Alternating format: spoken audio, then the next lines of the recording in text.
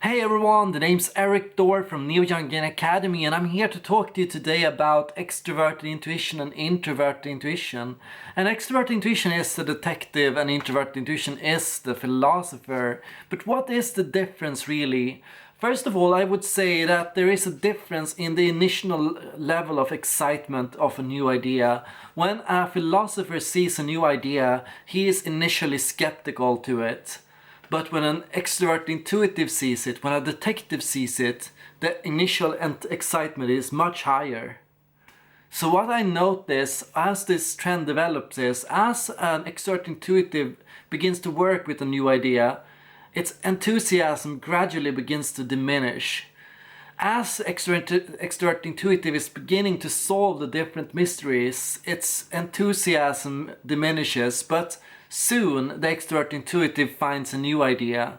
So a difference here is that for the introvert intuitive, for the philosopher, the excitement only increases as they start working on a new idea. So while initially skeptical, they become more captivated later in the process, just as about at the same time as the extrovert intuitive's enthusiasm has begun to falter.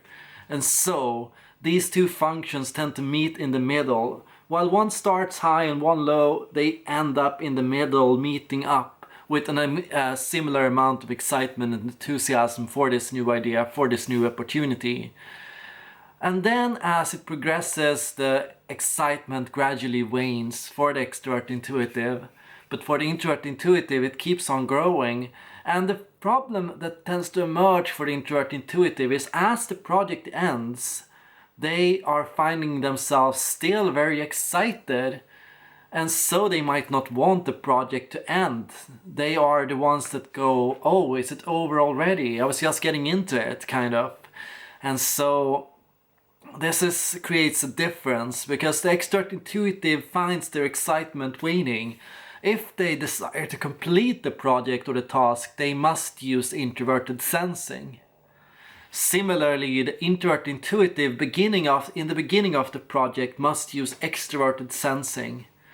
So the introvert intuitive begins using extroverted sensing to compensate for their lack of enthusiasm. They don't like the idea, and so they enter new ideas with a sense of grumpiness.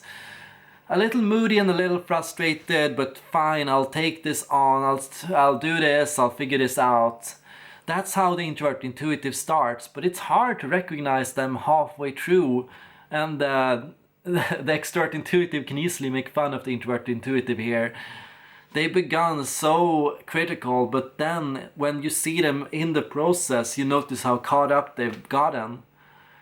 And then I find overall the similar problem with the extrovert intuitive. The detectives find their interest waning, but they might still have to meet the deadline. There's still a project to complete. Even though they were really excited in the beginning, they've figured it out. They've actually solved the puzzle in their head. They already know how to solve it. And when they know how to solve it, that's when the excitement fades.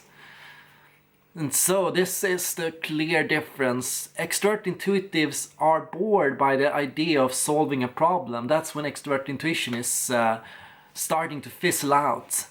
Introvert intuition is born. It's booted up when it has a vision, when it's figured out a solution to a problem and it's about to test it. So here you see how different these two processes are, and that's why I say that introverted intuition uses extroverted intuition as a fuel. Extroverted intuition uses introverted intuition as a fuel. Mystery is the key to getting an extrovert intuitive excited. Potential is the key to getting an introvert intuitive excited. An introvert intuitive, an INFJ or an INTJ, they must have seen a path or a solution to actually start getting into an idea. An extrovert intuitive has to see a mystery, an unsolved problem that can spark their energy, that can drag their enthusiasm, that can boot up their energy so that they can get the problem done. And here you have it, two different processes but with many similarities. Often these two are said to be opposites. Often in different systems they are said to be against each other. But as you see here in this video, no, they meet in the middle, they benefit each others, and no matter what you type as, you will have benefit of getting to know people who are different types than you are. That's all I have on this to say on this topic for now. Thank you all for watching.